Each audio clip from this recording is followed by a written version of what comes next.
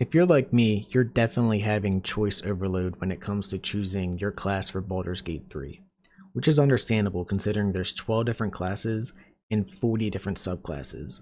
Even if you're a veteran to D&D or a new player, that's a lot to think about. Fear not, you can respec in-game real easily. However, depending on how you start out the game can definitely affect your choices later on. So let's go ahead and begin. Before you actually think about the character you want to play, I'm going to think about the type of character you want to play and its role. Do you want to create a character for RP reasons? Do you like using magic? What about using a giant two-handed axe to slice up your enemies? Maybe you want a mix of everything. These are all things to consider when creating your character.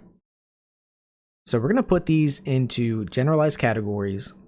And of course, each character can be built differently, but these are the ones I think fit best. And I'll have timestamps for everything in the description below in case you want to skip ahead to the breakdowns of each class. So let's start with the striker classes, which are your up close and personal type of playstyle, usually bruisers, but not always. These range from barbarians, fighters, paladins, monks, and depending on how you build, even warlocks and rangers. After that, you have your ranged physical classes, meaning they use bows and crossbows. These include rangers, rogues, and to a certain extent fighters if you build it that way. For your stealth classes, this would include a rogue no matter what subclass, but there is also a subclass of ranger which does really well with stealth too, so I'm adding it here as well. You have your ranged magic users, which are usually your warlocks, wizards, and sorcerers, but bards can also fall in this category. For support, meaning you help your allies, you have the bard and cleric. Utility, you have the bard and rogue. And you kind of have the face of the party, I guess you could say, meaning the character you want to speak to other NPCs in game. Usually these are the classes with high charisma, bards, paladins, warlocks, and sorcerers. Finally, the last class not listed is Druid. The reason being is depending on the subclass, it could fulfill multiple roles, and there's a lot of different ways to play the Druid, so they just have their own category. But these are all generalized things, of course, depending on how you build your character. For example, War Domain Cleric can definitely be more melee focused compared to support, but this is just how I put them now. So let's go ahead and talk about each class more individually, that way you can get a better idea of what you can expect if you play that class. The strong embrace the wild that hides inside, keen instincts, primal physicality, and most of all, unbridled rage. This is the Barbarian. They are a martial class that pretty much goes in, they swing their sword, axe, whatever it may be. Usually they kill something. Typical stereotype for this class is like the Viking. If you think about it, Vikings are usually associated with barbarians to a certain extent. But barbarians' main ability scores include strength and constitution. Some of their key features are the ability to rage, which will give you increased damage with melee and improvised weapons, and when throwing objects. And they also have resistance to physical damage and advantage on strength checks. They have unarmored defense, meaning they can add their constitution modifier along with their dex modifier to their AC if they're not wearing any armor. Of course, if you do wear armor, you won't gain that bonus. The three subclasses for Barbarian include the Berserker, Wildheart, and Wild Magic, and all three of these classes will affect the Barbarian's rage in different ways, but for the most part, the playstyle is generally the same, just a little different. So I mentioned Vikings earlier. When you think of a Viking, you probably think of a Berserker, and that's the greatest way to think about this subclass. You are a madman on the field. Your bloodlust takes over. That's the Berserker. You get two new skills. You get Frenzied Strike, which allows you to use a bonus action to attack with your weapon. And they get Frenzied and Rage Throw, meaning they can use an action to make a ranged attack with nearby items or creatures, including the smaller members of your party as well. There's nothing more fun than just throwing a party member at the enemy as a weapon. It's really fun.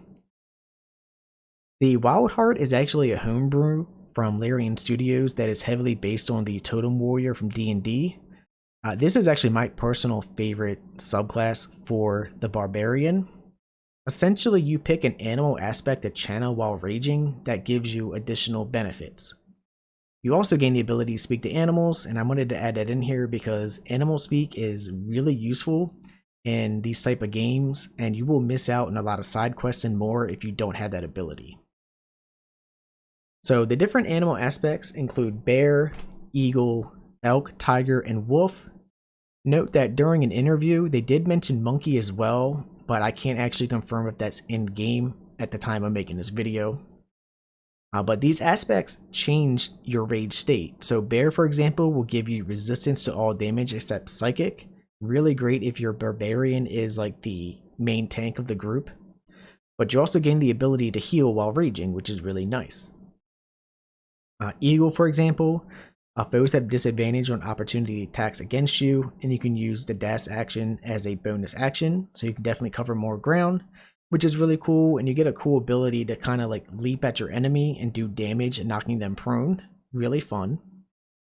The elk gives you increased movement, 4.5 meters or 15 feet, and you get the primal stampede ability, which is exactly what it sounds like. You charge forward and you do damage while also knocking targets prone.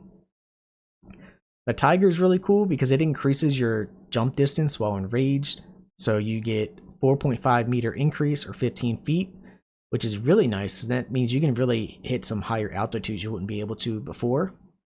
And you gain the ability Tiger's Bloodlust, which lets you attack 3 enemies at once. They each take half damage your weapon normally deals, but they do start to bleed, and bleeding causes the target to take damage each turn, and they have disadvantage on Constitution saving throws, which is never a bad thing. Lastly, if you want your Barbarian to be more of a supportive type character, you do have aspect of the Wolf. So when you enrage, you and allies will have advantage on melee attacks against enemies within 2 meters or 5 feet of you.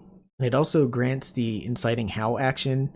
Each ally within earshot can move an additional 3 meters or 10 feet during their next turn. So they do have some support there as well.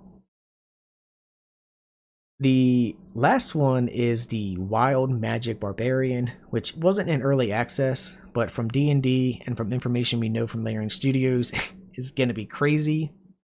If you know what Wild Magic Sorcerers are, you can kind of guess what this is. So this essentially means you are a raging magic user. Imagine like a user that has the capability to use magic but has no control over it. That's what this subclass is.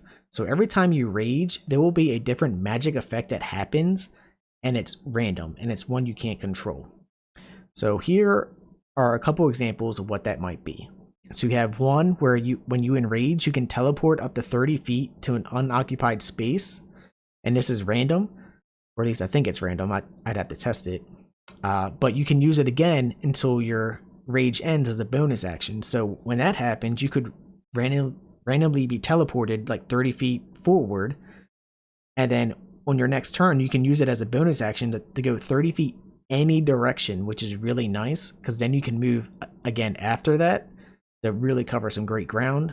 Another effect is each creature of your choice that you can see within 30 feet must succeed on a Constitution saving throw or they take necrotic damage, and you gain temporary hit points equal to that damage plus your Barbarian level. So they have just wild magic, like magic just randomly happens when they enrage, which is really cool. So if you like chaos and kind of just flipping things up, that would be a good subclass for you. You know, music is more than a fancy. It is power. Through study of adventure, you have mastered song, speech, and the magic within. This is the Bard, and the Bards channel their power through song, speech, or performance to cast spells, and they use charisma as their primary ability score. The key features for Bard are going to be Jack of all trades, Song of Rest, and Bardic Inspiration. Jack of Trades allows you to add half your proficiency bonus to ability checks that you are not proficient with, which is just awesome. That's never a bad thing. Song of Rest is literally what it sounds like. Normally you only gain 2 short rests a day. Well, this allows you to get a 3rd one, and that's really, really great because it will heal up. It'll give you resources back as well. And then you have Bardic Inspiration, which allows you to add 1d6 bonus to an attack roll, ability check, or saving throw of an ally. And this is actually upgraded the higher your Bardic level is. So at max, which is Bard level 10, it's 1d10 instead of 1d6. The 3 subclasses include the College of Lore, Valor, and Swords. Lord Bards, for lack of a better term, are debuffers. You gain Cutting Words, which basically allows you to distract the creature of its confidence, and they gain a penalty to attack rolls. So if you're a Lore Bard, you're kind of more like a debuffer, but you can support at the same time. Valor Bards have an improved version of Bardic Inspiration. It's called Combat Inspiration, and it allows you to add bonus damage to the next weapon attack or bonus to AC of an ally, which is really nice. And then the last one, which wasn't in early access, but is one I'm sure a lot of people are really going to enjoy, is the College of Swords. And the way it was explained by the devs, basically, instead of using music as an instrument, you go performance and dance with your weapons. Imagine having a sword and you kind of like dance with the sword as you attack. That's the way it was explained, and it sounds really cool. You get to choose a fighting style, and you gain a new action called Blade Flourish, which literally is different types of things you can do while like dancing, quote unquote. So if you like dancing and attacking and being more of a frontliner, that's the type of bard subclass you would like to be. Representatives of the gods they worship, wielding potent divine magic for good or evil. This is the Cleric. Clerics use Wisdom as their primary ability score, and they channel their power of faith to cast spells. Clerics are the main support class of the game, and they are really great at debuffing as well. The main feature around Clerics really revolves around your deity and your subclass, or like the domain that you choose. There are a bunch of them, so I'm going to kind of generalize them. I don't know what all of them will do in game since we didn't have access to all of them, but I'm pretty sure you can guess based on the names. So you have the Life Domain, Light Domain, Trickery. A note about Trickery, this is Shadowheart's subclass, so if you use her in your party, you may not want to go that, since you already have it with Shadowheart. But the other domains are Knowledge, Nature, Tempest, and War Domain. I can already tell you, if Tempest is like how it is from D&D, oh my god, Tempest Sorcerer subclass is going to be insane. Like a lightning god, you can become Thor. It's going to be so cool. But anyway, so Light Domain really specializes in dispelling darkness and harming undead. Trickery is stealth and illusion magic, which is really cool. The other ones I'm pretty sure you can guess based off the name, so I'm not going to waste time since this video is already going to be long enough. And of course, Life Domain, you know, extra healing. Clerics, though, they can definitely change your playstyle a lot depending on the subclass. Like the War Domain for them, if you want to be more of a frontliner cleric, that's what you would want to do. So clerics, even though they are still support / debuffers, they rely heavily for their playstyle with the subclass, in my opinion. Channel the elemental forces of nature and share a deep kinship with animals. Mastery of Wild Shape allows them to transform into beasts from all over the realms. This is the Druid. They are tuned with nature and animals that live within it, and they utilize that power to cast spells or transform into different creatures. Druids use Wisdom as their primary ability score. So Druids are, they're going to be really fun. Just right off the bat, I gotta say, it's confirmed we are getting a dinosaur wild shape form. I have no idea how you can get it in game, but it is confirmed to be there, so that's awesome. Their 3 subclasses are Circle of Land, Moon, and Spore. Land specializes in the spellcasting side. They gain natural recovery, which allows you to recover spell slots. They can shapeshift, though their shapeshifting ability isn't as strong as Circle of Moon. An example of a spell you can get with them is a cantrip called Thorn Whip, which does damage and pulls enemies closer to you. Circle of Moon Druids, which are my personal favorite druids, are the shapeshifters. They gain additional shapeshift animals they can turn into, for example, like a dire raven. They have the ability to heal while shapeshift, and their shapeshift forms are going to be better.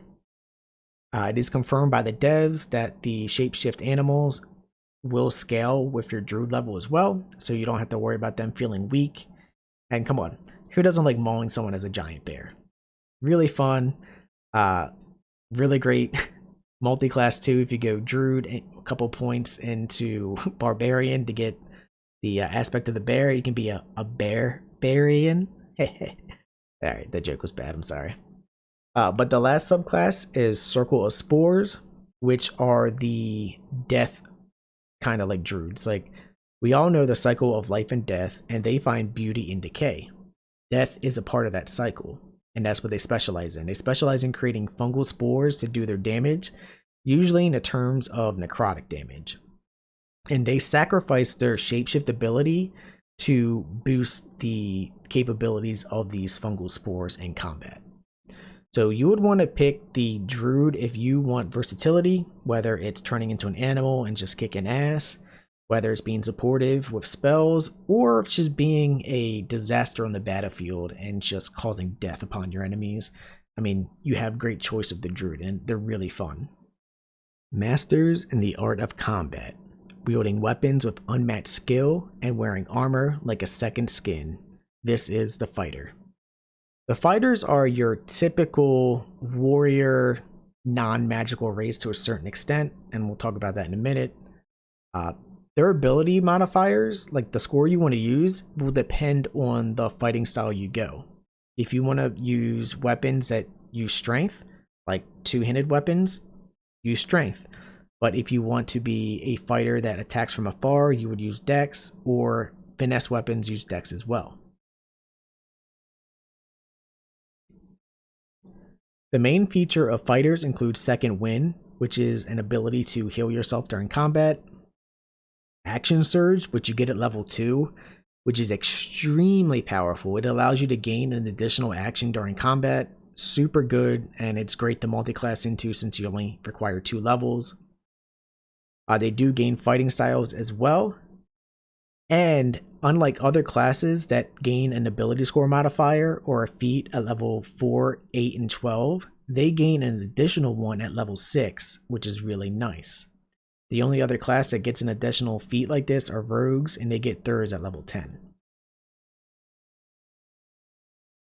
The subclasses of the actual fighter include Battlemaster, Eldritch Knight, and Champion. Battlemasters are exactly what they sound. They are masters of combat. You actually get a special dice that you can use in combat that allows you to add some like flair, I guess you could say, to your actions. An example of this is Menacing Attack, which allows you to deal damage and have a chance to frighten your target. Another example of this is Disarming Strike. It literally disarms your enemy, and if your enemy is a martial class, they're pretty much useless without their weapon. So that's really handy and really fun to use. There's others, but there's just a couple examples there. The Eldritch Knight is the magical side of the fighter, and you can think of this like a spell sword. If anyone has played Elden Ring, the Carrion Knights come to my mind right away. That's like the ultimate Eldritch Knight concept in my opinion.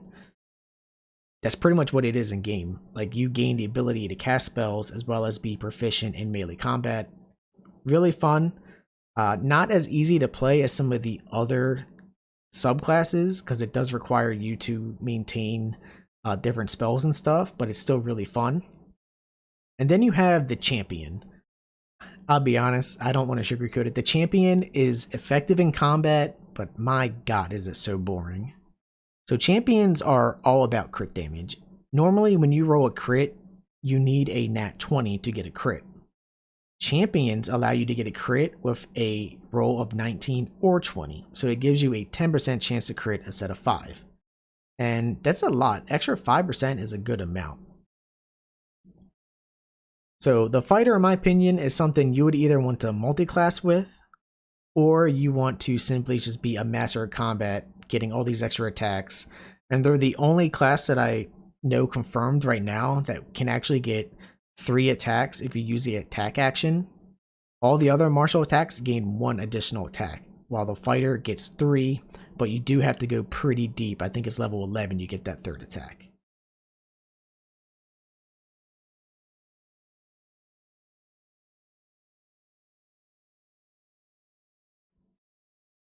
Channel your cosmic enlightenment by deftly dodging and efficiently disassembling your foes through stunning strikes and a whirlwind of martial art attacks. I guess you can guess what this is just by the description. This is the monk. And they are really, really cool in Baldur's Gate 3 and have been amped up compared to the normal tabletop versions. They specialize using key points to perform special actions, and their ability scores will include wisdom, dexterity, and of course constitution for HP.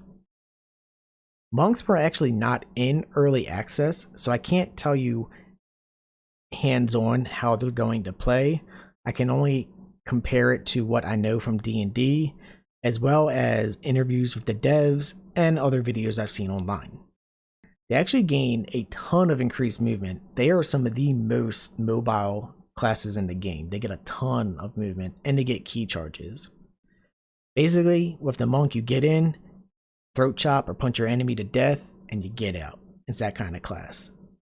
The subclasses include Way of the Open Hand. Basically, you're Bruce Lee in game. Enemy has armor, doesn't matter because your fist is harder than steel. Way of the Shadow, my personal favorite subclass for them, and it sounds so fun. Way of the Shadow is described by the devs as being a literal ninja. You can shadow step from one shadow to another in combat, out of combat. This is going to be so useful.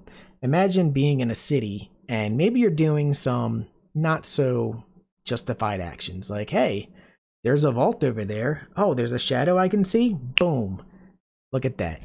You just shadow stepped through into the vault because you can see the shadow. It's great for terrain. It's going to be really fun. And the theme is great. But the last one is Way of the Four Elements. And I cannot believe the devs said this in an interview, but they literally were quoted saying it's like being Aang from Avatar, the Airbender, which I think is so freaking cool. He even like described it as almost like having a Hadouken like ability to shoot out magic. So that's really cool.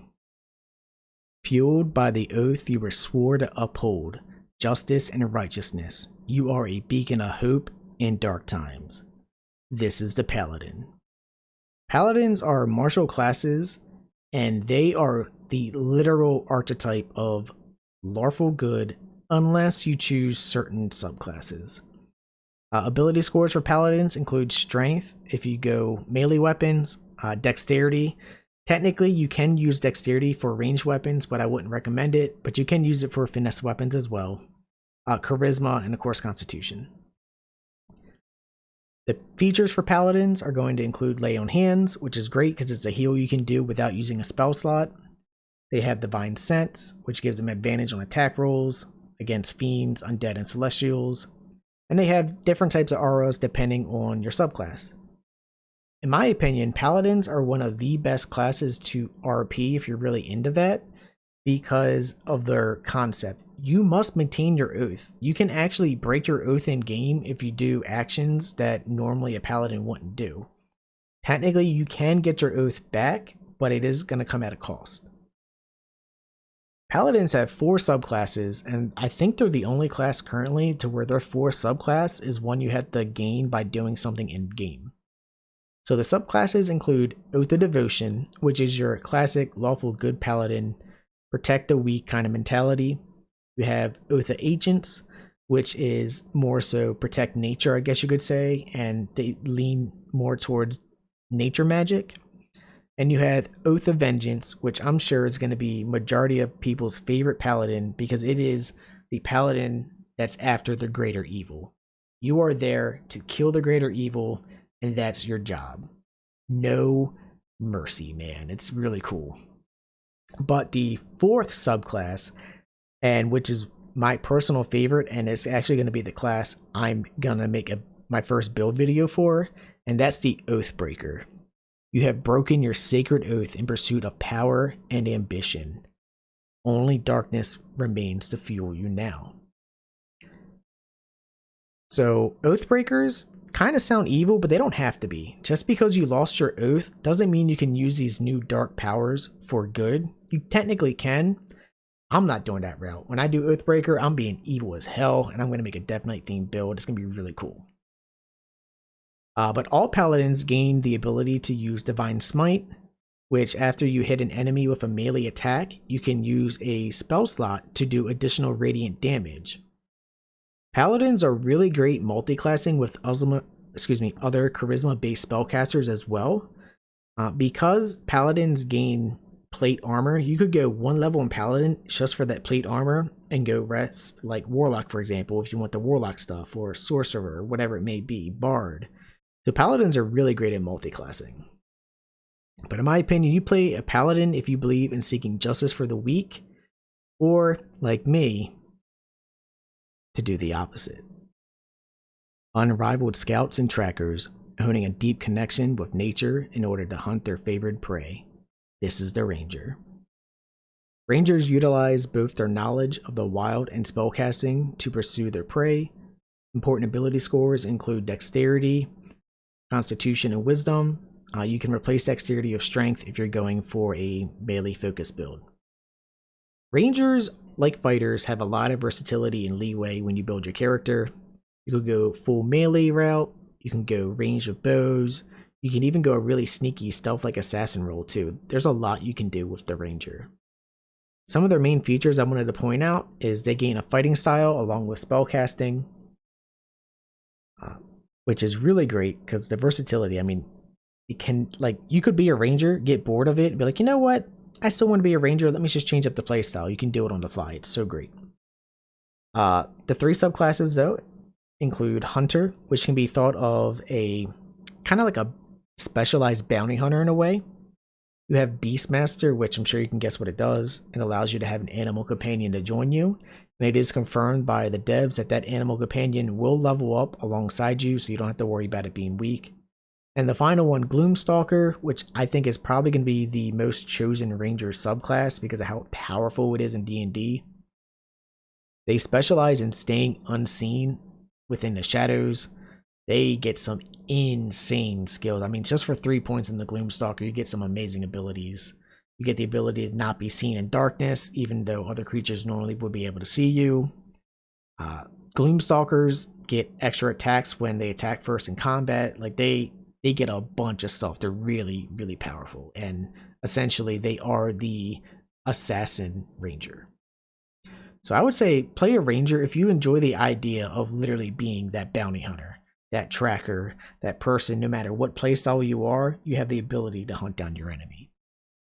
With stealth, skill, and uncanny reflexes, a rogue's versatility lets them get the upper hand in almost any combat situation. Rogues are literally the stealth class of the game. Doesn't matter what subclass you pick, you're going to be stealthy. And for a lot of people, that's really fun, including myself. I almost went rogue first, but switched it up last minute because I didn't necessarily think I wanted to be an evil rogue or not. So some of the best things about rogues are their utility. I mean, they can pick locks, they can disarm traps, they can pickpocket with ease.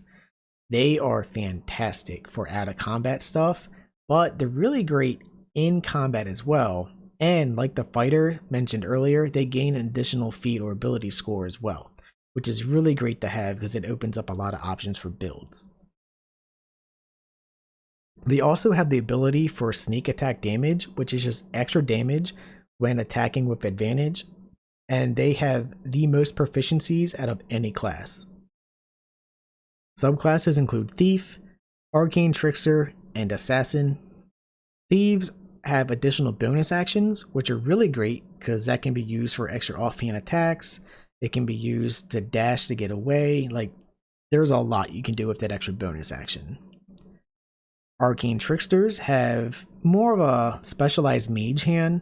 Think of a rogue that can use a little bit of magic for utility. That's what the rogue does. And that mage hand is insane. It can do pretty much everything a rogue can do out of combat, but with a mage hand. Really powerful, and I'm really happy the devs were able to add it to game because I know it took a lot of work to do. And then you have assassins, which are literally stone cold killers. They have advantage on attack rolls on enemies who haven't taken their turn yet in combat, and they have a 100% chance to crit when attacking a surprise target. Remember that Gloomstalker I talked about earlier? Yeah, combine that with this and you're just going to be like one-shotting everything. It's going to be insane. But no matter what subclass you pick for Rogue, stealth is your main thing you want to focus on, in my opinion. There's no point to be a rogue if you're not going to be stealthy.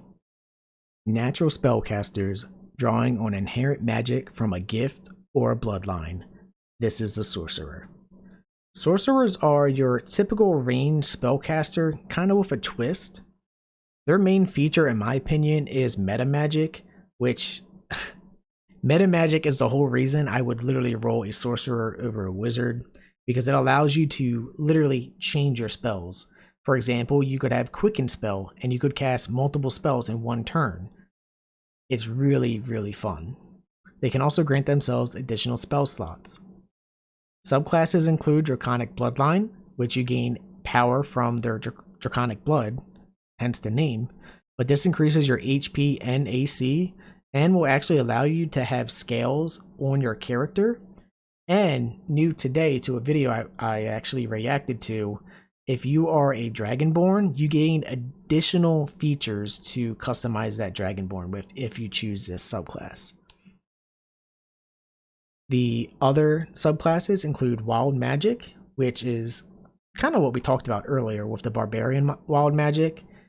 It's Chaos Incarnate. You add complete randomness to your spells. It could benefit you, it could not, but no matter what, it's going to add something new to combat, which is really fun if you like changing things up. An example of this is potentially having your Sorcerer have their spells now heal. So now you have a very powerful spellcaster that can just heal the entire party. And the last subclass is Storm Sorcery, which I don't think I need to explain. This is exactly what it sounds like. You can become the Emperor from Star Wars and just lightning kill everything. Bound by a pact to an all-powerful patron, Warlocks trade their loyalty for supernatural abilities. Warlocks are actually my personal favorite caster. They have so much different things they can do, and I really like them a lot. So Warlocks, I mentioned earlier how they can be a striker class. We're going to talk about that in a second. But before we do, let's talk about some of their features. So they have specialized spell slots, meaning they have less spell slots than other casters, but their spell slots will recharge during a short rest. So anytime you get a short rest, and you get 2 a day, unless you have a bard with your party, then you get 3. Those spell slots are recharged, and they will always count as the higher spell level that you have unlocked as well, which is really cool.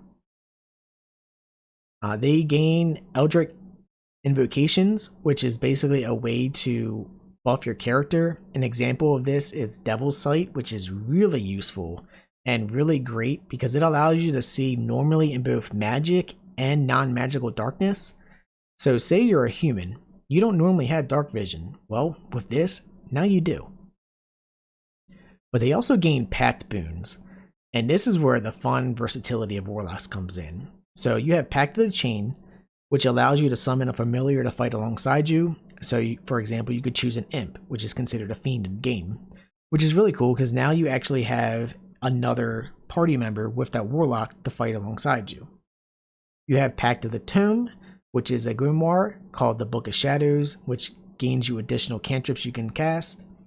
And my personal favorite pact, Pact of the Blade. This is a homebrewed version of Hexblade Warlocks. If you don't know what that is, Hexblade Warlocks are essentially Warlocks that do melee combat. Well, the homebrew version of this, which wasn't in early access, so I'm going based off of interviews here, it allows you to use your charisma modifier for attack and damage rolls with a melee weapon of your choice that you make a pact with.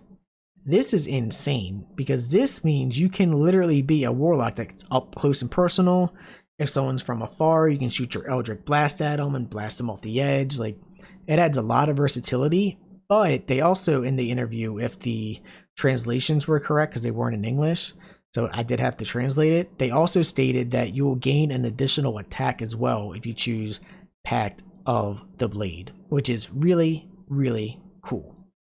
So because of that, I think Warlocks have a lot of versatility.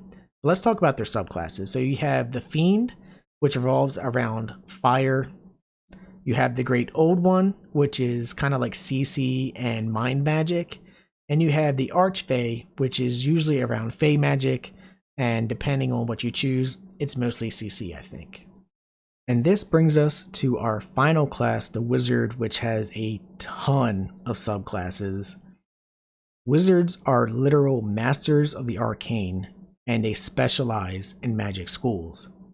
Wizards can learn the most spells out of any class in-game, but they are pretty squishy. They use intelligence for the main attribute, but definitely get your constitution up as well. That way you won't die just from getting hit from like a piece of paper. That being said, wizards also have the ability to learn new spells from scrolls. It will consume the scroll, but then you will permanently learn that spell. That is really, really cool. The subclasses, I'm not going to go into detail about because I'm sure you can guess what they do based off the names. You have Abjuration, Conjuration, Divination, Enchantment, Evocation, Necromancy, which is my personal favorite, Illusion, and Transmutation. You're going to want to pick the Wizard if you want to be that glass cannon that just blows up the enemy before they even knew combat started. I personally think Wizards are the hardest of all the natural spellcasters to use for new players because they are quite squishy. However, they are so fun and they gain some super powerful spells later on. So if you're all about that just crazy magical power, you may want to go Wizard. Anyway, everyone, I really hope you enjoyed this video. I didn't want to go into too much detail about every class and what they get at every level because things are still possibly to change once actual release is here, and there's still a lot of information we don't know yet since there's a lot of subclasses that weren't in game, spells that aren't in game yet, and things like that. But this is a generalized video that hopefully if you were on the edge and not sure what you wanted to play, maybe this helped you out. And if it did, give it a like and subscribe to support the channel. And I will see you guys all in the next video.